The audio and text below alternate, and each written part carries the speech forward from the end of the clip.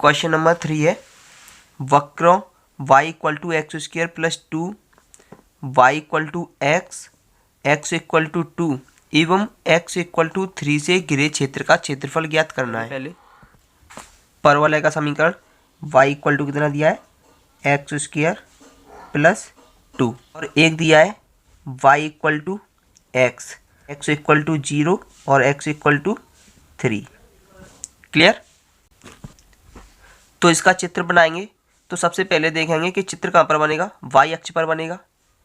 अगर हम x बराबर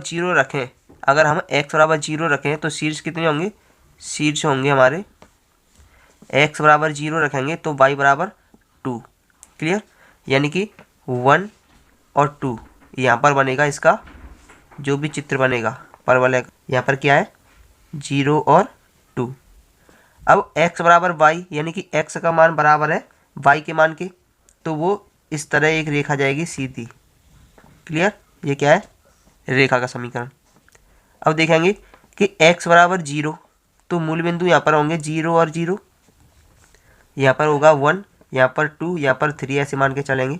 तो इससे ये 3 यहाँ पर क्या होगा 3 और 0। क्लियर। इससे और इससे घिरे क्षेत्र का क्षेत्रफल ज्ञात करना है, ये वाला। क्लियर। ये क्या है हमारा y बराबर x यानी कि रेखा है, और ये क्या है y बराबर एक्स स्क्वायर प्लस 2। क्लियर। क्योंकि हमें ये वाला क्षेत्रफल निकालना है तो जो परवलय का y दिया है उसमें से हमें रेखा का y घटा देंगे। ये क्या है हमारा रेखा, तो रेखा का जो y है उसे माइनस कर देंगे। क्लियर। तो लिखेंगे लिमिट क्या होगी 0 से 3, तो लिखेंगे 0 से 3 y किसका परवलय का माइनस y किसका रेखा का dx लिखेंगे क्योंकि लिमिट किसकी है x की। लिमिट 0 से 3 y परवलय का ये वाला है, तो ये हो जाएगा x square plus 2 dx plus y रेखा का ये है, लिमिट वही रहेगी 0 से 3 x dx। यहाँ पर y का मान ये रख दिया, यहाँ पर y का मान रेखा का रख दिया, ये रेखा का है। क्लियर। तो अब इसका इंटीग्रेशन करेंगे तो ये हो जाएगा एक्स स्क्वायर का इंटीग्रेशन क्या होगा एक्स क्यू अपॉन 3 प्लस 2 का इंटीग्रेशन होगा 2x, लिमिट क्या है 0 से 3 माइनस इसका इंटीग्रेशन करेंगे तो x का integration x square upon 2, limit कितनी है 0 से 3। अब इसमें लिमिट रखेंगे तो सबसे पहले अपर लिमिट 3 का क्यू 27 अपॉन 3 प्लस 3 2 जा 6 माइनस लोअर लिमिट रखेंगे तो 0 हो जाएगा, माइनस अपर लिमिट 3 का square 9 upon 2 minus lower limit रखेंगे तो 0। क्लियर। तो ये हो जाएगा 3 से इसे 9 बार कैंसिल करेंगे तो ये हो जाएगा 9 प्लस 6, ये तो 0 है, माइनस 9 अपॉन 2 यानी कि 9 प्लस 6 कितने होंगे 15 माइनस 9 अपॉन 2, इसका इसमें मल्टीप्लाई करेंगे तो ये आ जाएगा 30 माइनस 9 अपॉन 2 यानी कि आंसर आएगा 21 अपॉन 2 वर्ग इकाई।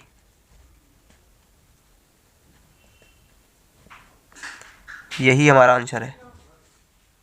क्वेश्चन नंबर 4 है समाकलन का प्रयोग करते हुए एक ऐसे त्रिभुज का क्षेत्रफल ज्ञात कीजिए जिसके शीर्ष इतने इतने एवं इतने हैं।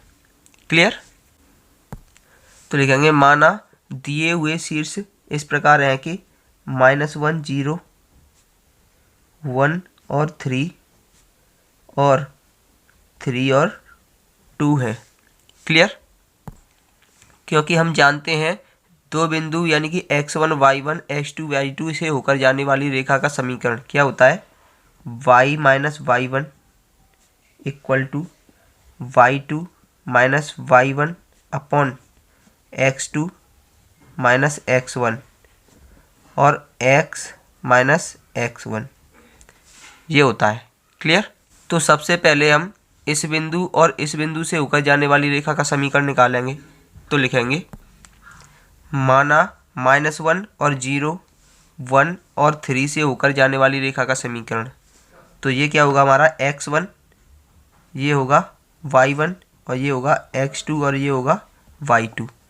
तो इस मान में रखेंगे तो ये हो जाएगा y माइनस y1 का मान कितना है 0 इक्वल टू y2 कितना है 3 माइनस y1 कितना है y1 दिया है 0 अपॉन x2 कितना दिया है 1 माइनस x1 कितना दिया है -1 और x माइनस x1 कितना दिया है -1।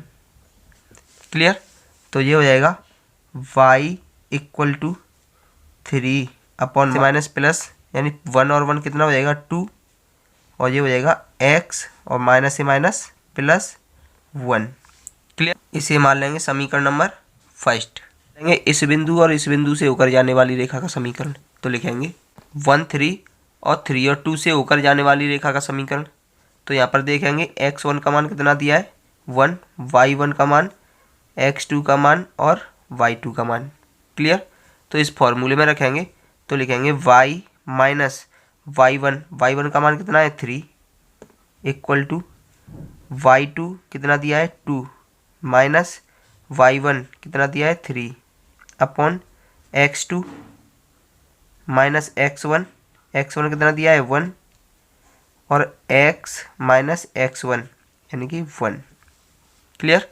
तो ये हो जाएगा y माइनस 3 इक्वल टू 2 में से 3 गया तो -1, अब 3 में से 1 गया तो 2 x माइनस 1। अब इसे उधर पक्षांतर कर देंगे तो ये हो जाएगा y इक्वल टू +3 हो जाएगा और इसका इसमें मल्टीप्लाई करेंगे तो ये हो जाएगा माइनस की x अपॉन 2 और माइनस से माइनस प्लस 1 अपॉन 2। क्लियर। तो y का मान आ जाएगा हमारा -x अपॉन 2 और 2 3 जा 6, 6 और 1 कितना हो जाएगा 7 यानी कि 7 अपॉन 2। इसे मान लेंगे समीकरण सेकंड। अब इसका और इसका निकाल लिया, इसका और इसका निकाल लिया। अब इसका और इसका निकालेंगे यानी 3 2 और -1 0 से होकर जाने वाली रेखा का समीकरण। तो ये लिख दिया 3 2 -1 0 से होकर जाने वाली रेखा का समीकरण। तो ये क्या है हमारा x1 y1 x2 और y2। फॉर्मूला क्या होता है y माइनस y1 कितना दिया है 2 equal to y2 0 minus y1 2 upon x2 -1 minus x2 minus x1 कितना दिया है 3 x माइनस x1 कितना दिया है 3 y minus 2 equal to -2 upon -4 x minus 3। Clear. तो इससे इसे कैंसिल कर देंगे 1 अपॉन 2 बार तो ये हो जाएगा y minus 2 equal to 1 upon 2 x minus 3। अब इसका इसमें मल्टीप्लाई करेंगे तो ये हो जाएगा y equal to x upon 2 minus 3 upon 2 और ये 2 इधर आ जाएगा तो प्लस का हो जाएगा। क्लियर। तो ये हो जाएगा y equal to x upon 2 और 2 2 या 4, 4 में से 3 गया तो कितना बचेगा प्लस के 1 यानी कि 1 अपॉन 2। क्लियर। तो इसे मान लेंगे समीकरण नंबर थर्ड। अब इसके चित्र बनाएंगे तो आइए देखते हैं किस प्रकार बनेगा। ये है हमारा चतुर्थांश। तो यहाँ पर सबसे पहले -1 और 0 लेंगे तो x का मान -1 है और y का मान 0 यानी कि यहाँ पर होगा तो यहाँ लिखेंगे -1 और 0। क्लियर। इस जगह पे दूसरा है 1 और 3, x बराबर 1 और y बराबर 3 तो यहाँ पर होगा 1 और 3। क्लियर। तीसरा शीर्ष है 3 और 2 यानी कि x बराबर 3 और y बराबर 2 इस जगह पर होगा 3 और 2। क्लियर है।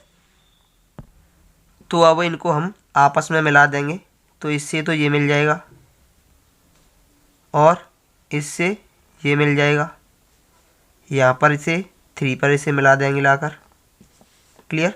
हमें त्रिभुज बनाना है तो ये त्रिभुज बन गया और यहाँ से इसे भी मिला देंगे।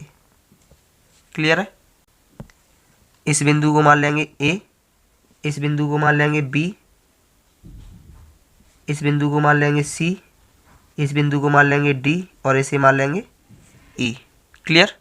अब देखेंगे हमें त्रिभुज किसका निकालना है। त्रिभुज ए बी सी का क्षेत्रफल निकालना है। इस वाला है, ये वाले त्रिभुज का क्षेत्रफल निकालना है। क्लियर। तो सबसे पहले लिखेंगे त्रिभुज ए बी डी का क्षेत्रफल। क्लियर। प्लस समलंब चतुर्भुज बी डी ई और सी का क्षेत्रफल, यानी कि ये वाला पूरा क्षेत्रफल और ये वाला पूरा क्षेत्रफल। उसमें से हमें त्रिभुज ए ई सी यानी कि ये वाला क्षेत्रफल घटाना है। तो लिखेंगे त्रिभुज ए बी सी का क्षेत्रफल। तो इसके लिए लिखेंगे त्रिभुज ए बी डी का क्षेत्रफल, त्रिभुज ए बी डी का क्षेत्रफल प्लस समलंब चतुर्भुज बी डी ई सी का क्षेत्रफल, समलंब चतुर्भुज बी डी ई सी का क्षेत्रफल माइनस त्रिभुज ए सी ई का क्षेत्रफल, त्रिभुज ए सी ई का क्षेत्रफल। अब हमें क्षेत्रफल निकालना है त्रिभुज ए बी डी का। तो ए बी डी का क्षेत्रफल निकालना है। तो यहाँ पर बिंदु कौन सा है, बिंदु x बराबर 1 है और y बराबर 0 है। तो लिमिट लेंगे हम -1 से +1 तक, -1 से +1 तक। क्लियर। और लिखेंगे y dx, क्योंकि x की लिमिट है किसके लिए, ए बी भुजा के लिए, ए बी के लिए। क्लियर। प्लस समलंब चतुर्भुज बी डी ई सी का क्षेत्रफल, बी डी ई सी का क्षेत्रफल। इसकी लिमिट कहाँ से कहाँ तक लेंगे, 1 से लेकर 3 तक। तो यहाँ पर लिखेंगे 1 से लेकर 3 तक y dx, क्योंकि लिमिट कितनी है x की, तो dx लिखेंगे किसके लिए, भुजा बी सी के लिए। अब लिखेंगे माइनस त्रिभुज ए सी ई के लिए। तो लिखेंगे लिमिट -1 से लेकर 3 के लिए, -1 से लेकर 3 के लिए y dx ए सी के लिए, ए सी के लिए। तो लिखेंगे ए सी के लिए। क्लियर है।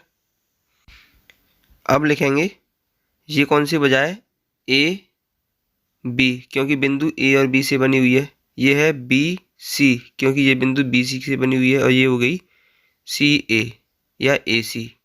क्लियर। क्यों। अब लिखेंगे लिमिट -1 से लेकर +1 के लिए y dx A B. A B के लिए कौन सा समीकरण है, ए बी के लिए समीकरण है 3/2 x + 1 dx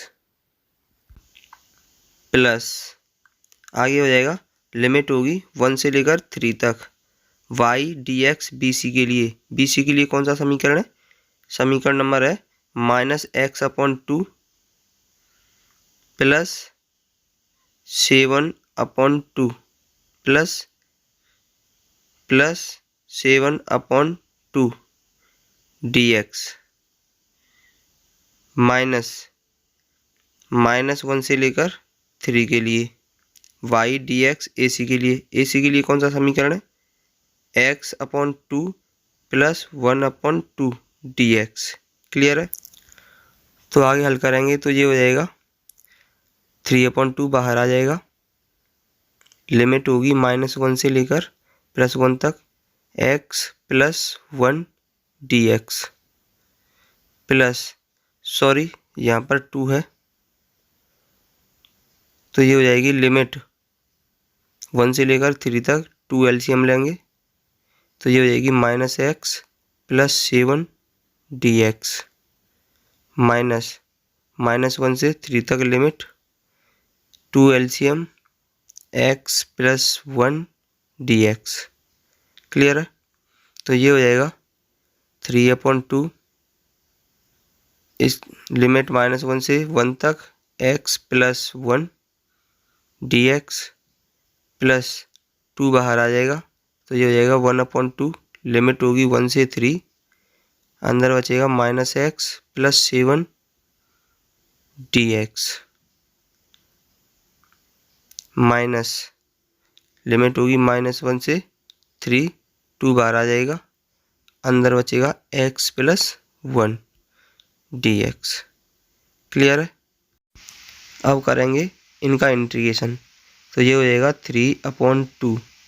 इसका इंटीग्रेशन करेंगे तो x का इंटीग्रेशन x²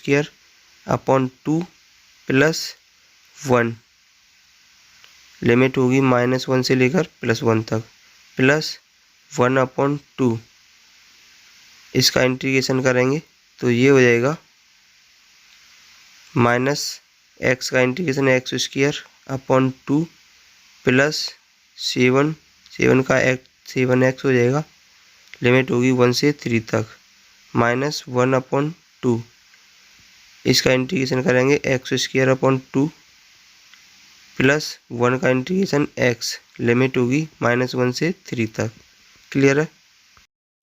अब इनकी लिमिट रखेंगे तो ये हो जाएगा 3/2।